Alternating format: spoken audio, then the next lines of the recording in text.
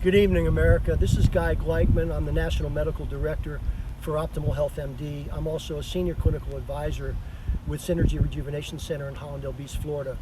This is a public advisory and this is a medical alert we are putting out because of our association with physicians in our occupation and what we do. We see, unfortunately, something unfolding that is impacting literally millions of families and lives are at stake. And we believe possibly that a major error has been, or let's call it an oversight.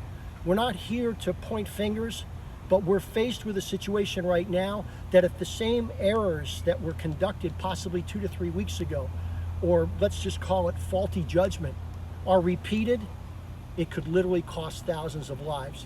Case in point, to show you the stress that authorities are under and the same possible judgment, frailties that have taken place. Look at the fact that literally from the beginning 2 months ago, everybody determined that wearing masks were supposed to be only reserved for the infected, or if you felt you had symptoms, to keep your communal spread contained, and also of course care workers that are working in direct contact with COVID. And then just 3 days ago on CNN they announced no, everybody needs to wear masks. And now masks are being part of the protocol whenever involving yourself in public domain.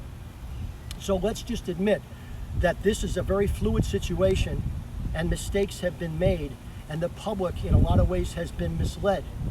Now, I'm not going to say that it was voluntary. Obviously, best intentions are at work here, but we had two clear-cut modes of operation on a global scale that begs the question, why did the US follow Italy's role model, follow France and UK, and now we're in line, and now we have the most pronounced escalation in COVID cases? And the main point is testing. Testing was not implemented. We've been operating from a cart before the horse methodology. And so while everybody is afraid of these terms communal spread, what they haven't ignored in the laws of mathematics, by instituting mass quarantines. So think about this for a minute. You're sending millions of families home blindly without a plan and under the assumption automatically that their homes are the only safe place. Let me illustrate it this way with a question. Does the virus, here's a trick question, does the virus delineate or discriminate? Is it easier to get it through a stranger and it's less easy to get it through a family member or a close friend? I think we both know the answer to that question. So could it not be flawed thinking to suddenly send people home without knowing the percentage of who might be infected, asymptomatic, and who's not infected? So you've arguably got a mixture of people that are undetected but infected, mixed in with non-infected, and now you're sending them home in a mass quarantine in forcibly tight quarters where practical social distancing cannot take place. Yet universally, it's all been accepted.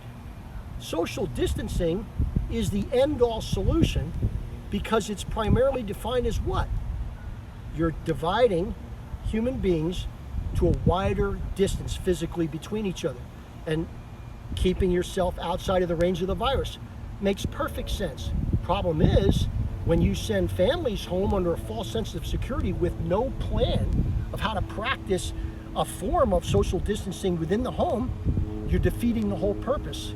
And now officials are forced to admit, with most of the public sector being removed, where all social gatherings were discontinued almost a month ago, yet the case climate at an escalated rate seems to be in direct proportion in timing and the same sequence as when these stay-at-home orders were issued. Suddenly stay-at-home orders were issued and the case climb started to go through the roof.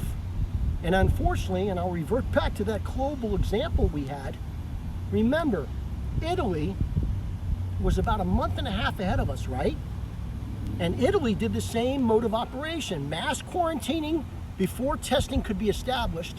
And they quickly went from a fatality rate, and this is the key, the fatality rate, went from 2 to 3%, and now it's approaching 12%. Spain is right behind them at 11%. Now, in contrast, and a country that had the same penetration to population as the United States, In fact, from what we understand, January 20th was the key date when the first case was discovered in South Korea, and it's the same for the United States. Out in Washington, we had our first case. Yet in South Korea, they instituted testing from the onset. And here's a key number. Their fatality rate never went above 2%. In fact, predominantly it remained below 1.5% for the duration of 3 months. And they're the only country, as of yet, that is showing diminishing case climb within 3 months. So why did we emulate the losing model? It really begs the question. And I ran this key question by a physician, one of the top orthopedics that we deal with in our business. And I said, let me ask you a question. Hypothetically, if you took a family of 4, not knowing who may be infected, and let's just say silently one member of that household, let's say the father or the wife, is infected unknowingly, not symptomatic yet, and you confine them to a home, average square footage, say, 1,500 square feet. What do you estimate? And he answered back, he said within 2 to 4 days, every member of that household would be infected. Do you see the potential disaster that's taking place where people, and the key is, sent home with a false sense of security that their home is the only safe zone? I would have you and everyone else ask the authorities, do they know something we don't? Do they have the benefit of testing that we don't? How do they establish that the home is automatically a safer domain just by telling you to stay there? I have run this by, and I've had physicians answer back, ER doctors that we deal with on the front lines, who have told me that they have been establishing distancing principles within their home, where a doctor told me his friend has moved into the garage for the last 2 weeks, separating himself from his wife and family for the lack of testing, because testing would ID the problem immediately. To prevent what? To prevent the new buzzword that doctors are recognizing now and aptly terming cohabitation spread. Because obviously, over the last several weeks, the major percentage of infection or contagion is not coming from the public sector, because that was eliminated with the closing of bars and restaurants and theaters and nightclubs and sporting events. No, officials are now being forced to admit 90% of the infection rate and the spread rate is coming from cohabitation spread within the household. This needs to be confronted now, first and foremost, or the same disastrous numbers that are unacceptable in New York, Detroit, and New Orleans are just going to continue throughout the country. And if we actually do want to prevent the number of dead, fatality rate getting above 100,000 or approaching 200,000, then implementation of social distancing within the household must be implemented, at least to buy us enough time to where a more uniform and readily widespread available testing apparatus can be put in place.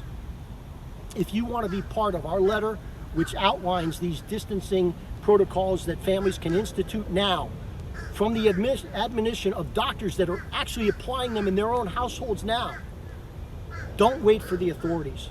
You need to act on this now.